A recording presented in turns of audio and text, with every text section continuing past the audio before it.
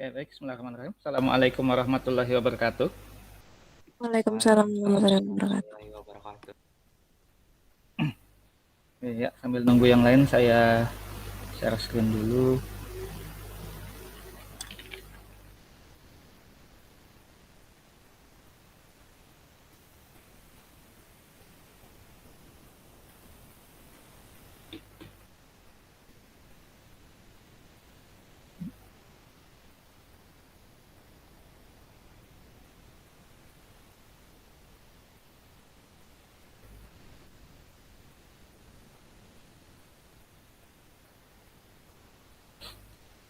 Oke, ya sudah kelihatan ya layarnya. Ini sudah muncul? Sheet Sudah, file. Pak. Oke, baik. Oke, jadi kita bahas sheet file dulu. Bismillahirrahmanirrahim.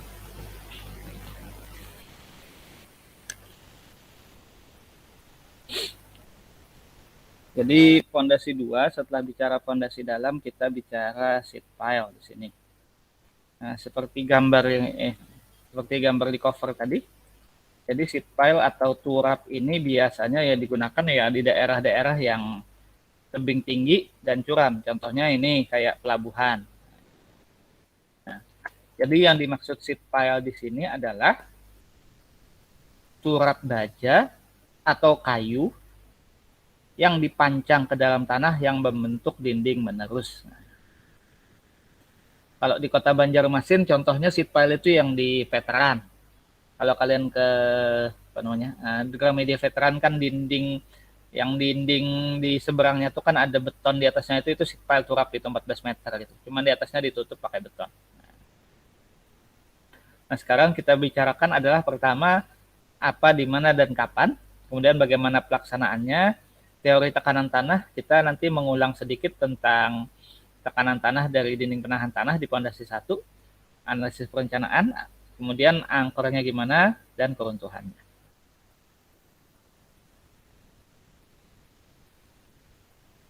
Nah, ini gambar sheet pile. Jadi itu baja profil. Ini yang belum yang tinggi ini masih belum dipancang. Ini yang sudah dipancang. Jadi dia bentuknya lembaran, diangkat, terus dipukul. Biasanya sih tanpa sambungan. Biasanya nggak pakai sambungan, jadi ya satu batang gitu. Sepanjang ini, karena baja kan. Baja itu kan, ya anggap aja kalau sama dengan tulangan kan 12 meter gitu. Contohnya yang digunakan di veteran itu seingat saya kalau nggak salah itu 14 meter panjang turapnya, turap baja. Kemudian dia antar turap itu di sini, di interlock di sini, nggak pakai las. Nah, ini sambungannya kayak gini, ini lihat kelihatan ada Z-nya ini. Nah, Z. Jadi bentuknya tuh kayak, nah ketemu jari gitu ngunci. Jadi dia tanpa las, dia interlocking, jadi dikunci berdasarkan bentuk diri dia sendiri. Nah, sekarang sheet pile itu apa, di mana dan kapan? Jadi sheet pile itu sendiri dinding fleksibel, plat baja, yang interlocking, bisa single atau double. Ini yang atas single, maksudnya satu, double ini dilapis. Nah, yang bagian atasnya dapat ditahan oleh satu atau lebih anchor and ties. Nah, ini yang hitam blok ini jangkarnya, ini kabelnya. Jadi dia kan panjang. Karena saking panjang, saking tingginya itu, ini arahnya kan kalau ini air, ini tanah kan dorong ke kiri, ini akan melendut ini. Jadi supaya dia nggak jatuh ke sini, ditahan oleh angker di situ. Biasanya digunakan untuk dermaga dan galian sementara. Nah, kalau tempat kita biasanya pakai galam, sheet pile-nya bisa pakai galam, tutup galam. Yang pernah saya lakukan itu pakai galam terus ditutup pakai terpal ininya, sheet pile-nya untuk galian 4 meter waktu itu. Nah, pelaksanaannya sendiri, pertama pancang turap ke dalam tanah, kemudian setelah itu pasang deadman, yaitu angkernya di mana. Nah, ini deadman hubungkan dengan ties ininya. Ini kabel selingnya di sini. Ini deadman-nya ini apa ya istilahnya ya? Counterweight lah pemberatnya. Jadi jangkar sebagai jangkar ini. Jadi dinding turap ini ditahan oleh, supaya nggak jatuh, supaya nggak miring, ditahan oleh ini Deadman ini kadang-kadang bisa aja tiang listrik misalnya ada ke tiang listrik bisa, atau dibikinkan kadang-kadang dibikinkan tiang pancang baru di sini bisa juga. Setelah itu baru atau gali atau timbun sesuai kebutuhan. Jadi awalnya tuh kayak gini. Nah, pancang turap, taruh deadman sama tis, selesai, timbun. Nah, veteran kayak gitu, timbun. Nah, efek pelaksanaan pada tanahnya untuk galian itu mengurangi overburden, tegangan efektifnya lebih kecil, tapi akan timbul tekanan air pori negatif, negatif strain friction-nya akan muncul. Kemudian tanah menjadi lebih lunak setelah disipasi air pori dan harus menggunakan effective strength and stresses. Sedangkan kalau timbunan, maka akan muncul kenaikan overburden, tegangan efektifnya lebih besar, timbul tekanan air pori positif karena dia turun ke bawah. Kemudian tanah konsolidasi dan menjadi lebih kuat setelah disipasi air pori. Jadi kalau ditimbun, ya yang di bawah kan tertekan, jadi terkonsolidasi sehingga lebih padat, jadi air porinya keluar kalau mula-mula tanah lunak. Kemudian bebannya apa? Nah, turap ini sama kayak dinding penahan tanah waktu kalian bicara fondasi 1. Bebannya adalah beban tekanan tanah, di mana tanah dan batuan mempunyai tegangan horizontal dan vertikal. Tegangan vertikal biasa kita hitung dengan gamma kali H atau gamma kali Z, di mana tegangan vertikal biasanya ditentukan dari berat tanah atau overburden. Sedang tegangan tanah horizontal itu biasanya K kali sigma vertikal. Jadi K kali sigma vertikal itu K-nya konstanta, bisa 1 sampai 3 kalinya sigma 1, berapa itu tergantung ininya. 1 sampai 3 kalinya vertikal biasanya. Tergantung jenis tanah, stress history dan lain-lain. Kemudian jangan lupa pertimbangkan tegangan tanah pada dinding penahan kering ininya. Maksudnya pada turapnya ya, sorry. Jadi bebannya itu beban tekanan tanah berdasarkan yang kalian hitung di fondasi 1, yaitu ada tekanan tanah aktif dan ada tekanan tanah pasif. Tekanan tanah aktif itu di posisi tanah yang lebih tinggi, pasifnya yang di belakang. Nah, ini contohnya. Kalau posisi diam maka address, maka yang kita pakai K0. Kalau aktif KA, kalau pasif KP.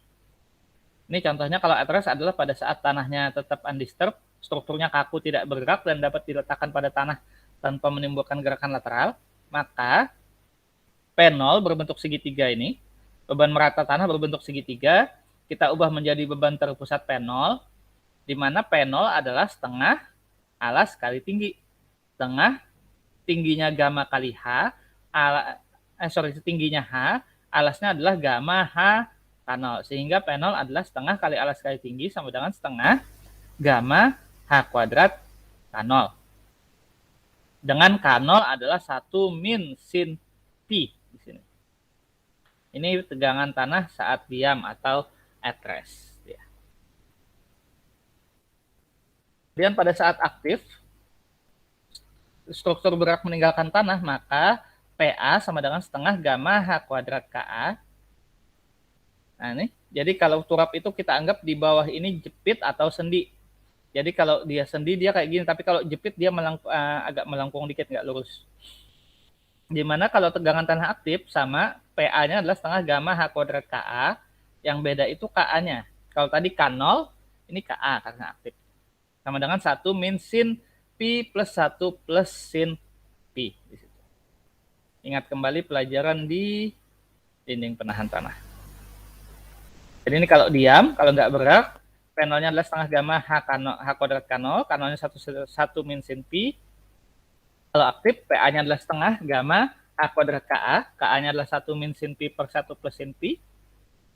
Nah, kalau pasif, maka gerakan tanah melawan beban sendiri sama PP adalah setengah gamma H kuadrat KP, KP adalah 1 per KA, sama dengan 1 plus sin P per 1 min sin P. Jadi ada 3 kemungkinan kondisi dia. Pengaruh perpindahan dinding pada tekanan tanah. Nah ini. Nah jadi kayak gitu dia.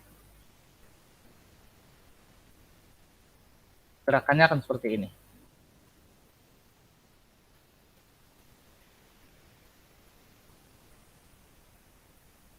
Karena kalau dindingnya seperti itu, di titik 0, dan ada tekanan tanah aktif setinggi A dan ada tekanan tanah pasif setinggi B, di mana timbunannya adalah sampai di titik C itu, maka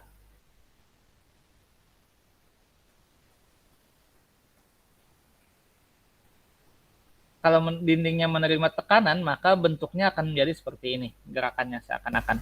Jadi yang bawah itu terdorong oleh KA sehingga agak ke bawah, akibat yang ini ke bawah, atas ini akan agak melendut ke arah C itu di situ.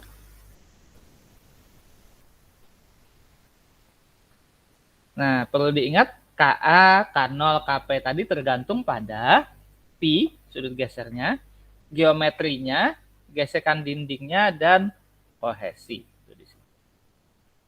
Itu yang mempengaruhi nilai KA, KP, sama K0. Karena yang berubah cuma itu. Kalau P-nya kan tadi sama semua, setengah gamma H kuadrat K. K-nya entah K0, KA, atau KP. Nah, pengaruh air bagaimana?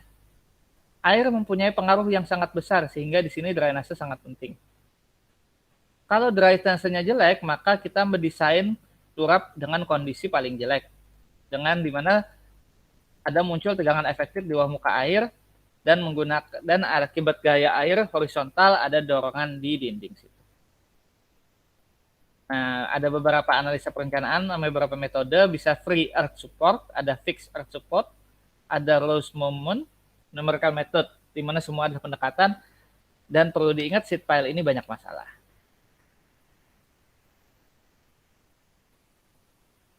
Nah, ini bentuknya nanti dia seperti ini misalnya, diagram gayanya. Jadi kayak dinding penahan tanah, habis kalian gambar tebing sheet pile-nya, ada beban merata di atas, kalian gambar dulu diagram tegangan tanahnya, akibat tanah yang mana, akibat air yang mana, ini yang pasif yang mana, yang aktif yang mana. Kemudian kita cek beratnya, surcharge-nya berapa, water load-nya berapa, baru dilihat berapa kedalaman. Nah, ini kalau free earth-nya kayak gini, kalau free earth kayak gini, ini dianggap sebagai sendi bawahnya. Tapi kalau fix, bawahnya kita anggap jepit dia. Jadi akan berbeda analisanya. Kalian anggap turapnya di bawahnya sebagai sendi, free earth atau pin tadi, atau sebagai jepit, fix. Kalau sebagai jepit, maka di sini boleh ada momen kan. Kalau free di sini nggak ada momen. Nah, sehingga di sini gerakannya yang di bawah ini ada muncul pasif di beberapa arah di sini. Pasifnya ada 2 arah. Tapi kalau yang free, pasifnya 1 arah aja. Jadi di sini ya kalau yang fix di sini akan muncul pasif juga akibat adanya momen di situ. Nah, yang paling biasa adalah free earth support, paling tua, paling konservatif. Biasanya menghasilkan desain yang paling ekonomis dengan kedalaman yang lebih kecil dan momen lentur yang lebih besar. Di mana di sini turap dianggap sebagai sesuatu yang rigid. Kedalaman pemancangan ditentukan dari keseimbangan momen pada titik angker, keseimbangan horizontal, iya, aktif pasifnya. Kemudian momen maksimum momennya adalah sama dengan 0. Nah, ini kayak gini. Ini kan dianggap 0 di sini. Jadi keseimbangannya sigma H sama dengan 0-nya adalah pasif ketemu aktif sama dengan 0. Momennya di sini 0 di posisi pas posisi kesetimbangannya, itu pas posisi mendekati angker di sini.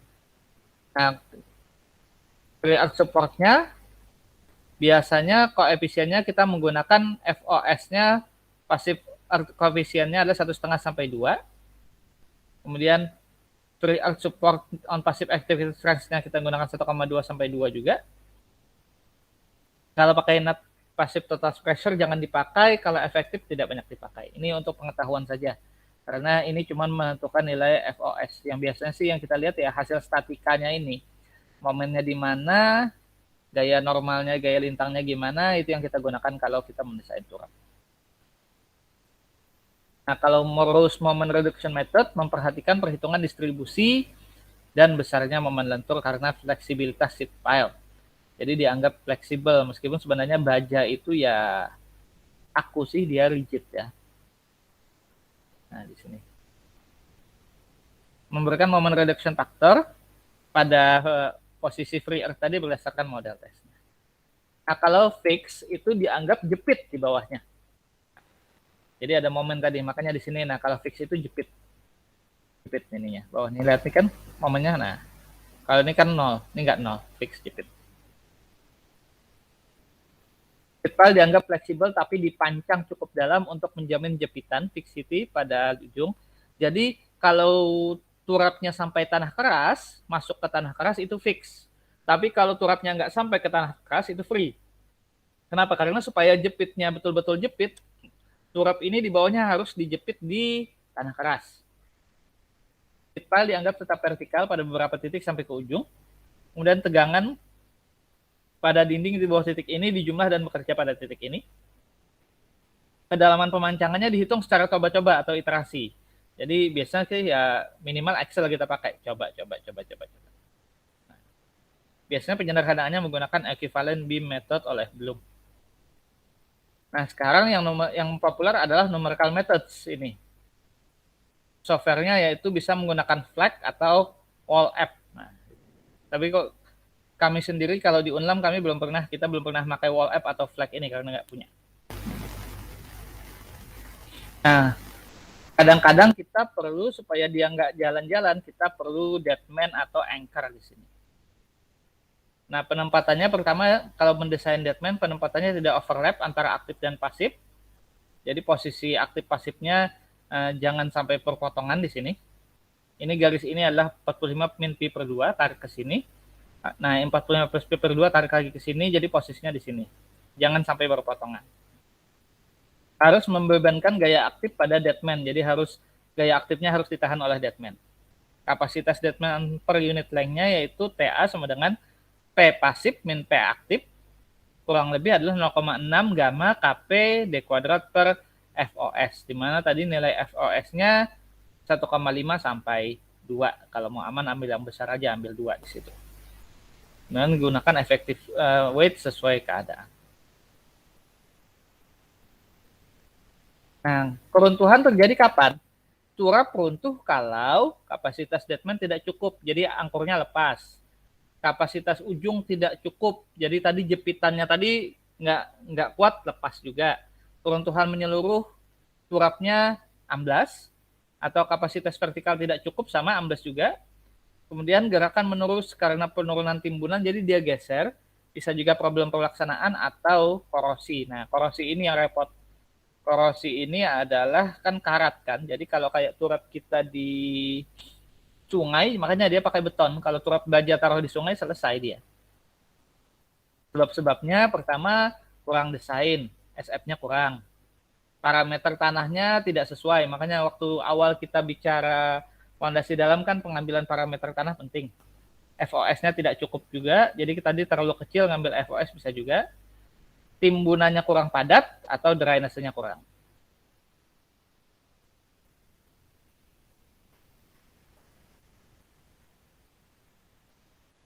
Nah, itu sekilas tentang turap. Jadi turap ini cuman kita nggak akan belajar hitung secara mendetail ya, lebih bicara teori saja, termasuk nanti UASnya juga cuma teori. Yang penting kalian tahu apa itu turap, interlockingnya nih bagaimana prinsipnya, kemudian deadman dan lain-lain itu maksudnya apa. Ada yang mau ditanyakan buat turap sampai saat ini? Ulun Pak. Ya, silakan. Ulun masih kurang tahu tadi ada pian sebutkan FOS tadi itu apa Pak? Oh ini.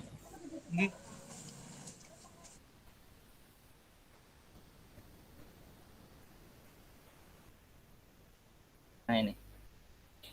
Jadi free earth support. Jadi di sini kalau kita bicara free earth support method ya, ada nilai FOS. Kira-kira FOS ini singkatannya apa ya? S itu biasanya apa? Kita bicara apa kalau S? SF S-nya apa? Safety Pak. Nah, FOS adalah factor of safety. SF dibalik. Safety factor SF, factor of safety FOS. Nah, jadi nilai SF sebenarnya FOS ini cuman bahasanya aja dibalik. SF angka keamanan. Oh, enggak Pak, siapa? Berarti sama kayak angka keamanan, cuman Ya. bahasanya aja sama kayak itu. Enggak Pak. Makasih Pak. Jadi kebingungan. Jadi kalau di sini sebenarnya dia mintanya 1,5 sampai 2 ya. Kalau perhitungannya umum, Ini kalau pakai total, pakai gamma biasa 1,5 sampai 2. Kalau kalian ngitungnya pakai gamma aksen, kita pakai SF 1,2 sampai 2. Tapi kalau mau save ya pakai 2 aja SF-nya. Karena ini SF, kalau turap SF-nya SF horizontal. Kalau menurut SNI 8460 2017 itu SF horizontal itu cukup 1,5. Nah, sebenarnya cukup 1,5. 1,2 sekarang sudah nggak disyaratkan lagi, tapi sekarang minimal 1,5. Jadi kalian ngambil 2 minimalnya. Ada yang mau ditanyakan lagi? Silakan. Kalau kalian mau lihat turap, yang paling enak itu yang di veteran. Veteran itu turap beton. Mana lagi ada turap ya kalau di Banjar ya? Siring menara pandang itu bukan turap sih, itu spoon pile. Itu pile yang pancang bulat-bulat yang dipancang. Yang betul-betul turap itu yang di veteran itu. Veteran itu turap beton 14 meter. Habis itu di atasnya dikasih balok beton. Jadi yang kalian lihat dari jalan balok beton di sebelah, kalau kita dari Masjid Raya sebelah kanan ya, veteran kan kiri, Gramedia kiri sebelah kanan, itu pengunci di atasnya. Jadi di atas sininya, kalau veteran itu yang di atas sini, itu dikasih balok beton supaya dia nggak geser-geser. Kalau di luar kota sih banyak turap, tapi kalau di Banjar, sepengetahuan saya cuma yang di veteran itu sih. Banjar Baru malah nggak kelihatan ada turap. Ada tapi. Dinding penahan tanah banyak kalau Banjar Baru. Nah, jadi turap itu kalau kayak gini kita perlunya flat, rata, dalam. Nah, udah turap. Tapi kalau enggak ya pakai dinding penahan tanah biasa ya nggak masalah. Atau biasanya sih kalau itu galian sementara. Galian sementara yang kita pakai contohnya. Contoh galian sementara saya carikan dulu pekerjaan saya dulu yang pernah galian sementara ya. Nah ya. Ini masih kasir kali ya. Oh bukan. Sungai Tabuk.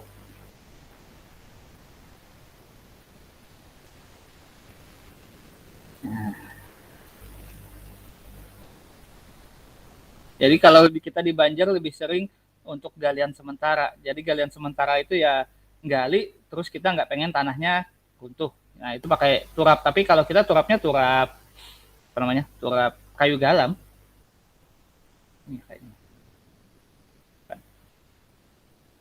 Kenapa? Karena kalian kalau gali, kalau tanpa turap bisa-bisa habis digali ambruk, gali ambruk. Nah,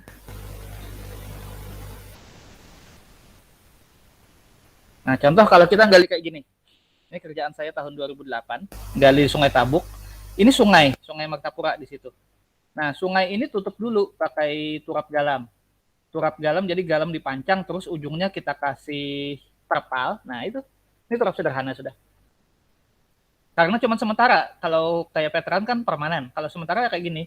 Jadi ini sungai. Kita mau gali sini. Kalau kalian nggak nutup sungainya, ini gali dikit, ambrol sini, udah habis air ke sini semua.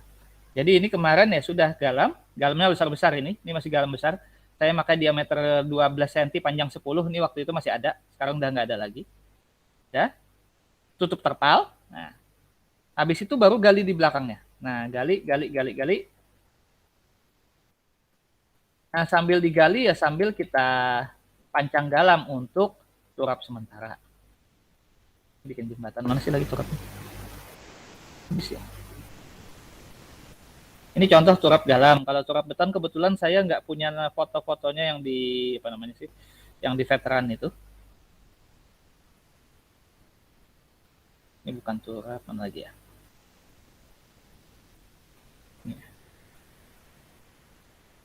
Nah ini. Nah kayak gini, mau bikin intake kemarin. Jadi galinya 4,5 meter, mau nggak mau harus dikasih turap yang banyak. Nah, jadi kita biasa ketemu turap itu kalau bukan proyek turap ya pas gali kayak gini. Nah ini contoh turap kayu kayak gini. Jadi supaya ini kalau nggak ditutup tanahnya ini bisa ambrol ke sini ya sudah kita kasih turap sementara. Nah ini luar biasa berantakannya ini. Nah ini contohnya. Kenapa kalau nggak ditutup gini kita lagi kerja di sini tanah kiri kanan bisa ambrol. Nah, turap. Ada yang mau tanyakan sampai sini? Kebetulan saya yang pernah berpengalaman dengan konstruksi galian yang dalam cuman ini sih. Yang veteran nggak ikut, veteran itu Pak Yulian sama almarhum Pak Azhari yang ikut.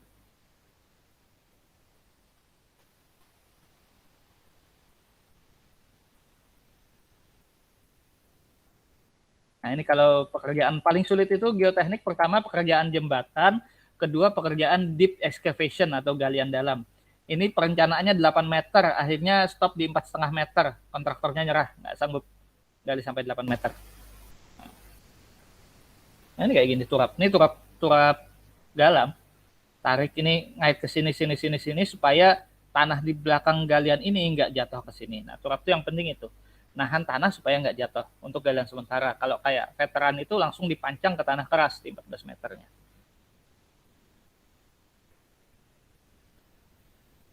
Saya jadi pengawas lapangannya ini waktu itu di sini.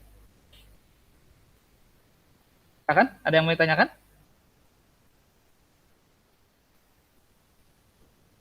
Kita teori aja bicara turap. Oke.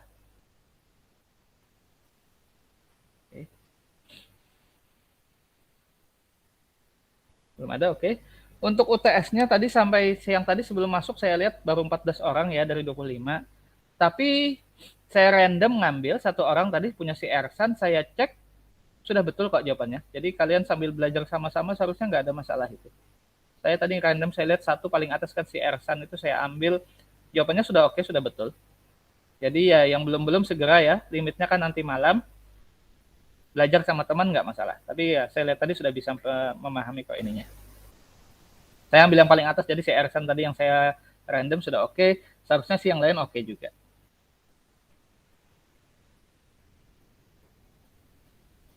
Ada pertanyaan buat turap? Jadi kita Senin depan sekali lagi, habis itu Rabunya UAS. Tapi nah ini Uniska hari Rabu itu dia liburkan, karena hari rayanya kan Selasa kalau nggak salah. Kita nggak tahu lah, nanti gampang kalau misalnya diliburkan kita atur waktunya sendiri, atau ya langsung aja kan soalnya online take home juga. Meskipun libur tetap kalian cek lah, absennya tetap diisi nanti hari Rabu. Kita bicara nanti hari Senin.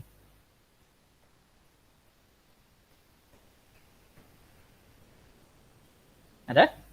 Teorinya turap? Cukup jelas, Pak. Oke. Jadi memang cuma teori aja. Tolong yang belum ngumpul UTS segera ya tadi ya. Jadi dari 25 kan 14 itu masih berapa? 6 orang lagi yang belum ya. 14, 25, 11 orang ya. Oke segera. Kita stop record dulu.